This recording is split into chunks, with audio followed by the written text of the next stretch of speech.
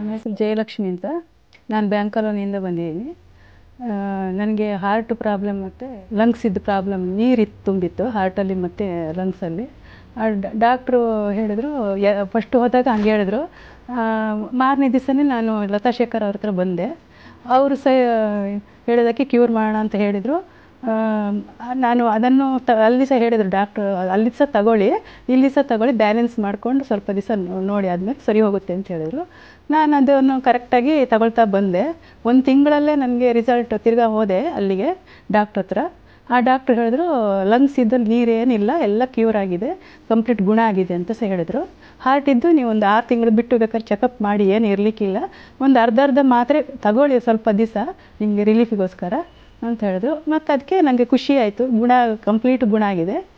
ನಾನು ಆರಾಮಾಗಿದ್ದೀನಿ, ಚೆನ್ನಾಗಿ ಓಡಾಡಿಕೊಂಡು ಚೆನ್ನಾಗೇ ಇದ್ದೀನಿ, ಎಲ್ಲ ಕೆಲಸ ಮಾಡ್ಕೊಂಡಿದ್ದೀನಿ ಇವಾಗ.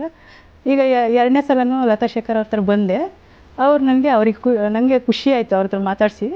ಈಗ ನಾನು ಅವರಿಗೆ ತುಂಬ ಧನ್ಯವಾದಗಳನ್ನು ಹೇಳ್ತೀನಿ. ಯಾಕಂದರೆ ಇಷ್ಟು ಬೇಗ ನಾನು ರಿಲೀಫಾಗಿ ಗುಣ ಆಗಿ ಖುಷಿಯಾಗಿದ್ದೀನಲ್ಲ, ನನಗೆ ಅದೇ ಬೇಕಾಗಿರೋದು. ತುಂಬ ಧನ್ಯವಾದಗಳು ಲತಾ ಶೇಖರ್.